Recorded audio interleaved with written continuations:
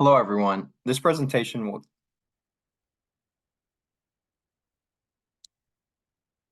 Hello, everyone. My name is Ricky Kyle, and this presentation will touch on the evolution of what constitutes madness, the treatment of those deemed mad, and an argument concerning whether such evolution and their treatment can be understood as progress. First, in order to provide context, I will start off by discussing the treatment of the mad from the Renaissance to the modern era. During the Renaissance, madness was understood as a challenge to reason, not the outright rejection of it, but rather just a different way in which people lived. The mad were dealt with by being shipped away to other places. This can be seen by looking at a quote from Madness and Civilization. To hand a madman over to sailors was to be permanently sure he would not be prowling beneath the city walls. It made sure that he would go far away. By the 17th century, madness began to be understood as the outright rejection of reason. Such rejection of reason was regarded as a moral failing. The mad, those who were said to reject reason, were perceived as having made a choice to reject humanity. In doing so, the mad were seen as less than human, as animals of sorts. As the idea of what constituted madness changed, so did the treatment of the mad. Rather than sending those it deemed mad off on ships, Europe began confining its mad. This period is known as the Great Confinement.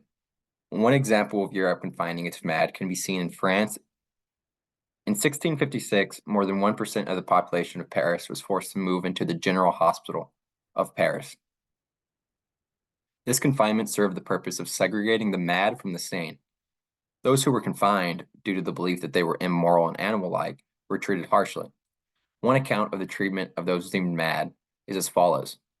Mad women seized with fits of violence are chained like dogs at their cell doors and separated from keepers and visitors alike by a long corridor protected by an iron grill. That quotation comes from Madness and Civilization. In the 18th century, a push began to separate criminals from the mad, as it was believed that it was cruel to criminals to keep them locked up with the mad. An example of that sentiment can be seen in this quote from the head of a French prison regarding a criminal. He is deserving of mercy, as well as 2 or 3 others who would be better off in some citadel, because of the company of 6 others who are mad and who torment them night and day. That quote also comes from Madness and Civilization. The presence of madness at this time is understood as an injustice, not for the mad, but for others. If the mad are a nuisance to those confined with them, then the mad should have a place of their own, is the line of reasoning. Such ideas led to the creation of asylums, places where only those deemed mad were kept. One of the earliest asylums to open was the York Retreat in England in 1796. It was founded and operated by the Tuke family. It used a moral method of treatment. In 1814, Samuel Tuke, a member of the Tuke family, published his book, Description of the Retreat, an institution near York for the insane persons of the Society of Friends. He released this book during a time of increased interest in building more asylums and reforming already existing ones. Tuke's book was the first account of an insane asylum. In the book, Tuke argued that insanity was a mental disease and that it was the result of a loss of reason. However, he did not believe that the insane were entirely devoid of reason. This can be seen in a quote from the book. Insane persons generally possess a degree of control over their wayward propensities. Their intellectual, active, and moral powers are usually rather perverted than obliterated.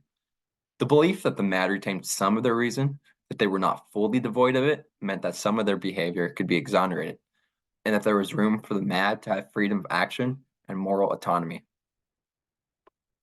Tuke understood this as hope that they could be treated. Tuke's book advocated for the moral method of treatment that was utilized at the York Retreat, as it stated. Whatever theory we maintain in regard to the remote causes of insanity, we must consider moral treatment or management of very high importance. In the book, Tuke also stresses that there are no chains or corporal punishment at the York Retreat, stating, neither chains nor corporal punishments are tolerated on any pretext in this establishment. This is different from most other asylums during this time. The moral method used at the York Asylum aimed to aid the insane in developing self-restraint. Upon entering the facility, the mad are informed that their treatment depends on their conduct. Behavior that was considered moral resulted in rewards, such as being moved to a better part of the asylum. However, rewards were not the only motivator the York Retreat used to get its MAD to engage in self-restraint. The asylum also used fear. As Tuke states in the book, the principle of fear, which is rarely decreased by insanity, is considered to be of great importance in the management of the patients. He also states, madness, in all its forms, is capable of entire control by a sufficient excitement of the principle of fear. Stoking a fear of negative consequence amongst the mad was an essential part of getting them to use self-restraint. The asylum also used the desire for respect and admiration amongst its patients as a motive to get them to engage in self-restraint. In fact, Tuke believed that it was a more powerful motivator than fear. As he states in the book, the desire of esteem is considered at the retreat as operating in general still more powerfully than fear. In summary, the York Retreat used the madman's own moral agency rather than chains to restrain the mad. An example of this can be seen in a quote from the book. The maniac was sensible of the kindness of his treatment. He promised to restrain himself, and he so completely succeeded that during his day, no coercive means were ever employed towards him. Tuke's book and the method for treating madness that he lays out in it would lead to major reforms of existing asylums and act as a blueprint for future asylums. Today, Tuke is widely regarded as a humanitarian, as the reforms he brought about in treating the mad are regarded are regarded as clear improvements from the way that they were treated in prior ages. However, Michel Foucault, a 20th century French philosopher, is not convinced that the actions that Tuke advocated for in treating madness can actually be seen as an improvement from previous treatments. One reason he's not convinced is due to the part that fear plays in Tuke's asylum. In Madness and Civilization, A History of Insanity in the Age of Reason, Foucault states the following. Tuke created an asylum where he substituted for the free terror of madness the stifling anguish of responsibility. Fear no longer reigned on the other side of the prison gates. It now raged under the sills of conscience. Foucault also critiques how the York Retreat uses observation to get the mad to self-restraint. Foucault states that though prior treatment of the mad also included observation, it only seeks to observe the body. The observation employed by the York Retreat, on the other hand, is more sinister, as it seeks to observe the madman's mind. Foucault also argues that guilt plays a major role in Tuke's asylum, stating, the madman must feel morally responsible for everything within him that may disturb morality and society, and must hold no one but himself responsible for the punishment he receives. In summary, Foucault believes Tuke's asylum does not represent improvement, but rather moral imprisonment of social deviance.